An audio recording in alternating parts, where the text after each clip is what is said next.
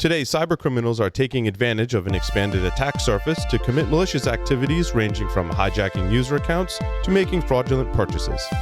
Businesses need solutions that can protect their sites from this increase in fraudulent activity. Recaptcha Enterprise is a frictionless fraud detection service that leverages our experience from more than a decade of defending the internet with Recaptcha and data for our network of 4 million sites. To learn more about how Recaptcha can defend your website or mobile application against fraudulent activity, visit securityweekly.com/Recaptcha. Signal Sciences secures the most important web applications, APIs, and microservices of the world's leading companies, protecting over 7,500 applications and 150 billion production requests per week. Signal Sciences' next-gen WAF and RASP help companies increase security and maintain site reliability without sacrificing velocity, all at the lowest total cost of ownership. Signal Sciences' patented technology protects any application against any attack with integrations into any DevOps toolchain. Signal Sciences, demand more from your WAF. Learn more at securityweekly.com/Signal Sciences. With 84% of cyber attacks targeting the application layer, securing your software is more challenging than ever. Synopsys enables DevSecOps with a portfolio of industry-leading tools including Coverity, Black Duck, and Seeker to help you build secure, high-quality software faster. Synopsys is the leader in application security testing. Visit securityweekly.com/Synopsys to learn more. Welcome back to Application Security Weekly. I'm your host, Mike Shima, joined by Matt Alderman and John Kinsella. We are looking for high-quality guest suggestions for all of our podcasts to fill our Q3 recording schedule. Submit your suggestions for guests by visiting securityweekly.com/guests and submitting the form. We review suggestions monthly and will reach out to you once reviewed. Learn how to prevent account takeover attacks in our next June webcast with Google Cloud. In our first July webcast, you will learn how to stitch and enrich flow data for security with Viavi Solutions. Register for our upcoming webcasts or virtual trainings by visiting securityweekly.com/webcasts or visit securityweekly.com/on-demand to view our previously recorded webcasts. And this brings us to our live recording of the news, gentlemen. So this week we have a bit of range of vulnerabilities to go through. One of the first ones I alluded to at the very beginning, the call is coming from inside the house. In this case, somebody, a researcher from Turkey, I believe, did some protocol analysis, which is my second favorite to path traversals. Protocol analysis is neat because you're doing a lot of threat modeling in what's going on within applications and multiple applications, and it's not so unique to a specific device, but to how many devices from many manufacturers can speak to each other. And in this case, it is, as the write-up is describing, billions of UPnP devices will need to be patched for basically what boils down to taking advantage of what's called like a subscribe function, essentially dropping in a custom URL into a callback for events. So UPnP devices may have an event, and they say, if this event happens, go notify this URL. And if you drop some random IP addresses into the URL for notification, then you can potentially flood that destination with these event notifications, thereby creating your own little army of DOS bots. And conversely, you can also just fill up the brain of that UPnP device by giving it way more many event subscribers, destinations, if you will, than it can handle. So all in all, pretty interesting one. And of course, it did get a branded vulnerability named CallStranger. So I had to throw that one in too. Well, I think every vulnerability has to have a name now, right? Otherwise, it doesn't hit the news. It doesn't. And go ahead. I'm trying to remember one of the Alicia Silverstone movies had a quote that we're really close to hitting. You'll probably get it, Mike. Something about if it didn't happen, you're not. If I don't know, I'll kill it. Stop trying to make fetch happen. Yeah. Yep. So when somebody does have to try to make the branded vuln fetch. So let's see if we can have that happen. But in this case, even the write-up kind of was self-conscious about it. And in the write-up, they justify, why do you have a branded vuln? And they say, well, there's a lot of different CVEs open against each of the individual devices. So it's not really so easy to say this is CVE XYZ. it's a lot easier just to say CallStranger. And to be honest, now that I'm no longer on a day-to-day basis trying to do pen testing, I don't have CVE numbers at the top of my head about this vuln or that vuln. So it's a lot easier to reference Code Red or NIMDA or a double decode attack to excavate some old CVEs than it is just to say where I lost my train of thought. It's basically easier to say CallStranger than that list of numbers. True. But I don't know. I think this is. It's interesting. So it's funny because I think that topic is actually more interesting than its vulnerability. Yes. I think this one itself is sort of, the whole IoT space right now. It's like I'm really interested in IoT security, but I think there's a lot of people just trying to figure out what anytime something happens, like, oh my God, IoT security. I have countless IoT devices. I'm not even thinking about patching them for this. I just don't care. I mean, that's me saying it. I'm a security guy, right? Is this anything going to happen to anything in my house? No. Have I turned off UPnP on my routers? I have in the past. Have I on my current ones? Maybe some of them. It's just, there's a mailing list I unsubscribed from last week because it was nothing but a bunch of just crap. But it was supposed to be a IoT security mailing list, and all they were talking about was like, just, oh my God, IoT is so bad, IoT is horrible. It's like, guys, if you can't actually find something that's really going to cause a problem, like a real problem, you're going to become like the whole, boy who cried wolf, right? Yeah. I'm doing good in my cultural analogies today. That's the one. You got that one right, John. I totally agree, John. And because actually that's the second reason I wanted to pull this out is one to talk a little bit about branded vulnerabilities. Are they good or bad, perhaps? But I think two, more importantly, especially with this vuln, is the so what factor in what's our actual threat model? Because there was an article that says billions of UPnP devices can be exposed, in a good Carl Sagan type of voice. But the other aspect of it is, well, if all these UPnP devices are on little, they're in little islands within home systems that aren't accessible from the internet, it's kind of hard to build that billion device bot army.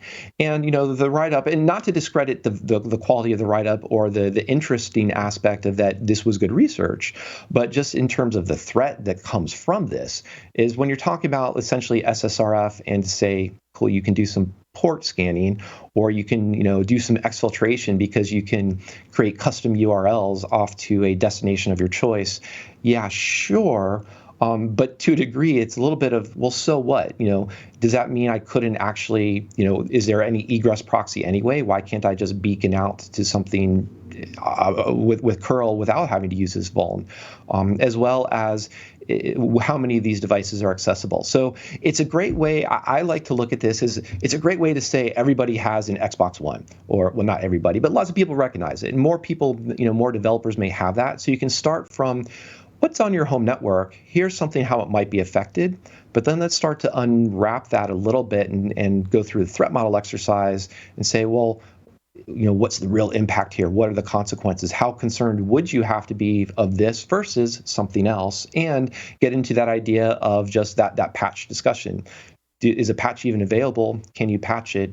And if so, great, move on to something else more interesting. This might be an actually really good vulnerability for parents that want to DOS their kids so they stop playing video games. I'm just saying. Now we know what Matt's doing this afternoon. There we go. I was just checking on their website. So at least on because I'm going to go back on the rant from something we were talking about, I think it was last week, if not week before, about, we're hitting the poor security analysts with so much, these reports are so big and so much, I don't want to call it junk, but a lot of it is. At least this one was, the website and the branding looks like it was done by the developer, or excuse me, the researcher. I don't see what would really irk me right now is if this had like a vendor logo at the bottom of it. Like, it's because you're making so much noise about something which is, a lot of us are saying, so what? In some cases it's going to be, but this is now going to pop up on people's phone scans. And that's one more thing when like the poor guys didn't know how to patch what they had already. You're like, what do we do with this? Is this more important than the O-Day that's in, we're going to talk about next with SMB? This is, we've wasted too much time on this already. Yes, well, and so that's a great allusion to SMB, because there was, I can't remember the details now, but 3 or 4 years ago there was a Samba, I believe, Samba client Vuln that did get bandied about, got branded, but it turned a little bit more into a marketing exercise that lots of people did not react well to, because it was a bit of an overblown SMB problem. In this, what we have here is another vuln that probably actually is a real problem. SMBGhost, which was about 3 months ago. The same team that did some investigation discovering there has an SMBleed write-up. That's a nice, good technical write-up that's essentially about this poor Samba protocol. So once again, hitting that protocol analysis. It's ancient technology that Microsoft has not gotten rid of.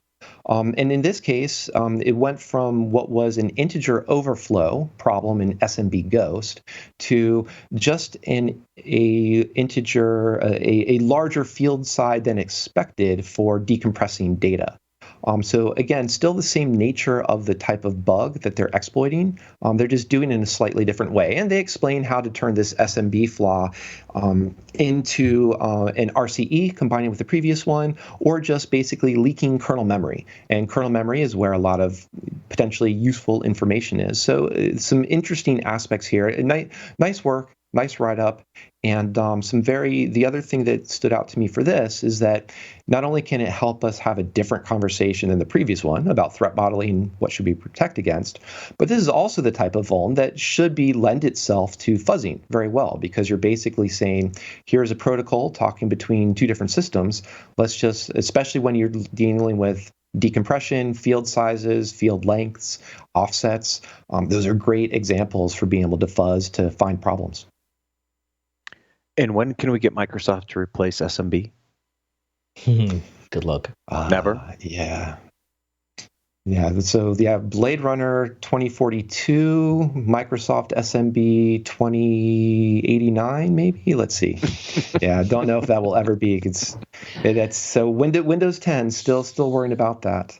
I gotta go ahead. Quick props on this one. I mean, this is it's an interesting vuln, but just sort of the meta on it. ZecOps has been on a tear recently. So they did the previous one, as you mentioned, the original version of this SMB research, SMBGhost. These are also the guys who did the iOS zero-click mail issue. So they've been those guys have been busy having fun. Yeah, and they've been busy, and also too, we can say they've been focusing on where the risk is, in the sense of, rather than a lot of disconnected or scattered UPnP devices, many people have Apple devices. Many organizations and enterprises have Windows systems. So clearly, these are high risk flaws. These are good to find and good to be patching. There was another Microsoft article that, again, that kind of stood out to me. So with CallStranger and the billions of UPnP devices, this write-up from Microsoft Security was talking about Kubeflow and Kubernetes clusters for an attack that affected tens of Kubernetes clusters. So a bit different order of magnitude. And while I realize not everybody's really running Kubeflow, I did want to highlight this article because near the end of it, it does talk about some very relatively high level, but some general principles for protecting your Kubernetes cluster, or honestly, just protecting your cloud environment. So still some useful aspects there, even if you don't fall into the category of ML, machine learning, crypto mining, Bitcoin type of attacks that this article was talking about from the attack vector. Yeah, but what was interesting here is they embedded in some malicious code into this environment. And look, we've been talking about this a lot.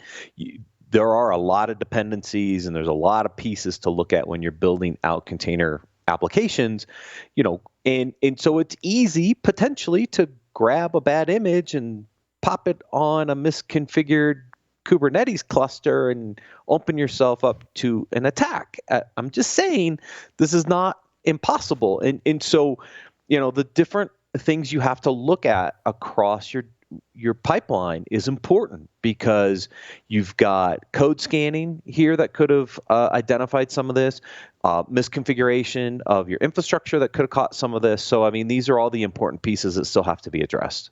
Maybe this one wasn't that bad, but yeah. That's a good point. And actually, in my talk for InfoSec World on orchestrating security, which I recorded on Friday, in one of these days, we'll get you guys a schedule to come and listen to our stuff. But yeah, one of these things is don't be running a container you just downloaded off the internet. So yeah, I mean, the container that they spotted, it's really interesting how the sorry, am I stuttering on here, but it's trying to focus. Most of what we've seen from attackers and miscreants has been getting more and more sophisticated, more and more advanced. The container image name is DDSDF. It's like an eye chart. DDSFDFSAADFS. I mean, they just hit a few keys on the keyboard and they called that container name and they ran it across all these hosts. That should stick out to you like a sore thumb, right? So why? I don't know. That's a little weird that they didn't go to a little more trouble with that. But still, this is it's an interesting paper. You know what I think is interesting about this, because we've obviously given these guys a lot of credit. Folks at home that are getting into Kubernetes are thinking about, how do you do instant response? Look and see if you could write a paper like this. You don't have to publish it. As you get better, as you get more confidence, you can. But just try doing this write-up and doing the screenshots and okay, even down to the level of what do I need to blur out of this image because I don't want to share with people. We were talking about privacy before. So I think it's more stuff to they're leading by doing, and other people can sort of learn from this too, I think. Yeah, I mean, look, Paul and I have been talking about aspects of this because we've done a lot of segments and webcasts on just the crazy stuff that happens in these images. Running as root by default. Stop it, right? The types of packages that get pulled in, unless you're digging into some of these files and really understanding what's going on, you have no idea potentially the malicious stuff that is now a dependency from a single include file. That's how crazy it is, right? So unless you spend the time, to John's point, dig into aspects of this, you don't know it's there. So you got to make sure you've got other tools looking at some of this stuff before you just grab a container from a GitHub repository and spin it up and let it run. And actually, on that point, something I didn't quite get into in the news, but I saw a tweet this morning that Matt's going to warm your heart. Apparently, the next version of kubectl coming out will have a -- privilege flag, so you'll be able to run privilege containers in Kubernetes right from your command line. Oh my God! Are you kidding me? No, I mean, we're like going backwards. Stop it! Yeah. Well, but before Matt's brain explodes too much, we better segue into the next article. And this is where I pulled in a bit old news, but we hadn't talked about it yet here on Application Security Weekly, is the Verizon DBIR. So this did come out at least a month ago, I think, by now. But I think it kind of helps us tie together some of the flaws we were talking about in the sense of, and what Matt actually just said earlier, notice what are the financial motivations here, and John, to your point, this very silly named, keyboard smash of the image is sort of like, why is it named that and not something more subtle? So you kind of can shrug and also say, well, it works. And what the DBIR shows is a lot of, well, this is what works, as well as where people are, where organizations are being attacked. Just a couple quick things that jumped out for me is that, one, I always like to look at the DBIR for how it's presenting and visualizing data. How is it communicating these types of topics, especially around application security? So for as much as all of us perhaps are stuttering or stumbling over words today, communication is in fact important. So in that vein, this was going to highlight figure 6 is a really nice bump chart that just shows how ranking changes over time of how what are the sources of attacks, or how prevalent is malware with an attack versus something else at the web application layer. So that was just a really neat way to concisely convey a story there.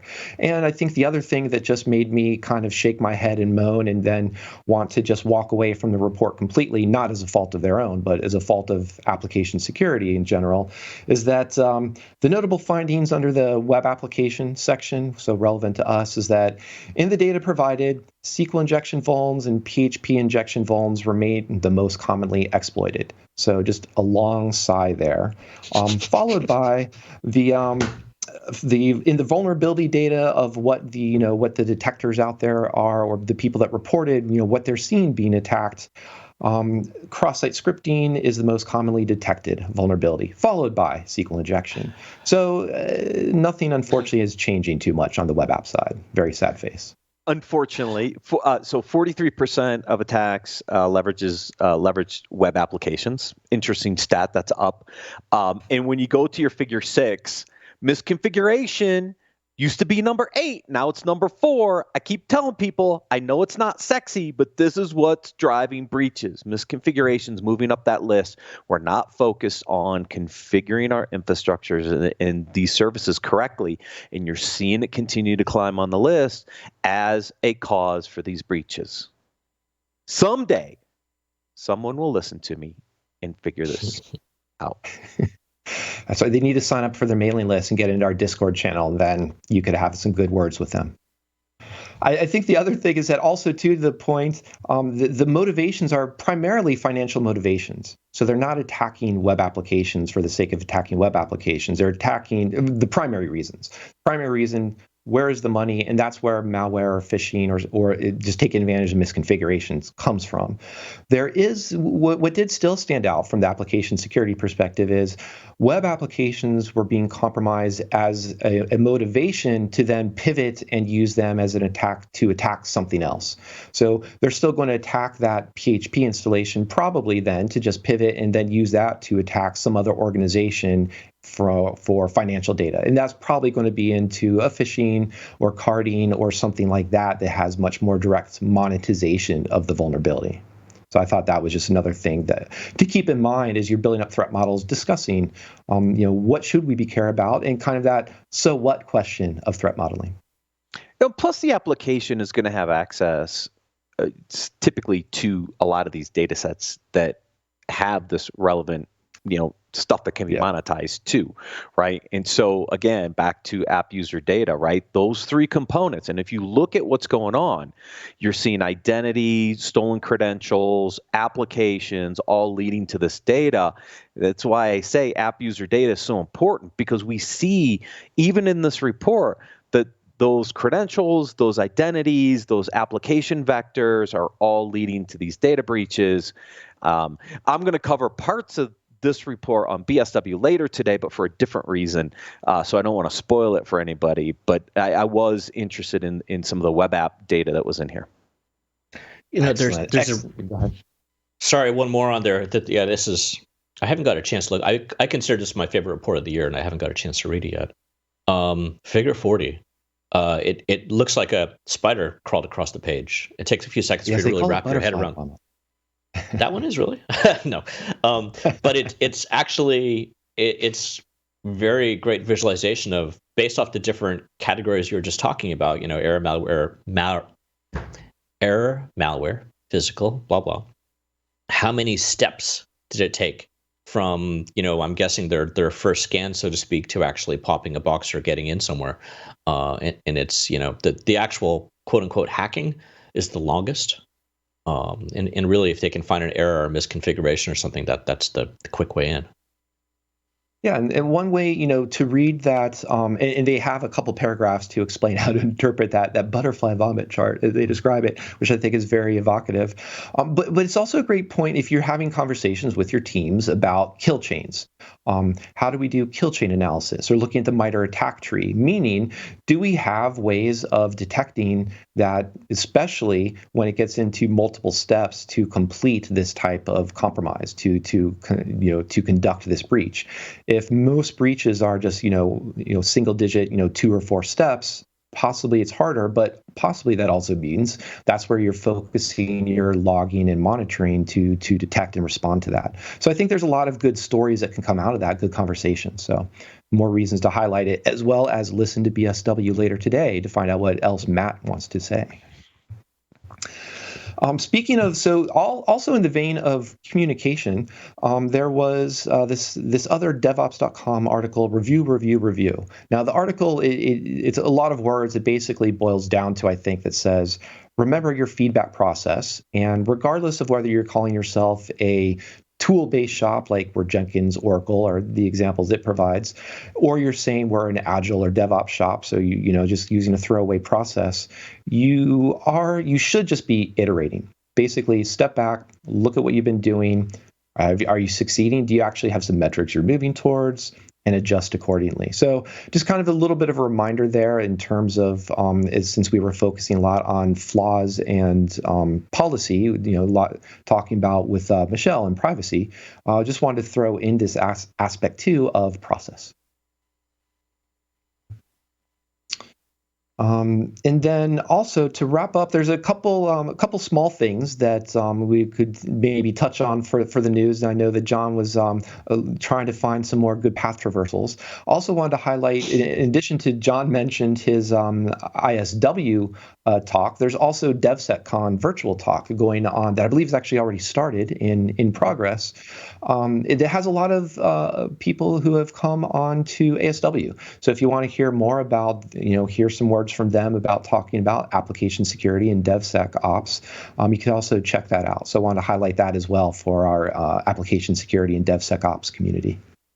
Yeah, we need to. There's been a number that have been on that we've had the chance to interview, but there's probably a few on here that we should try to get on the show. So this is a good list for potential future interviews, Mike. Absolutely. So start submitting to securityweekly.com/guests, and we'll review it this month and get back to you, Matt. All right.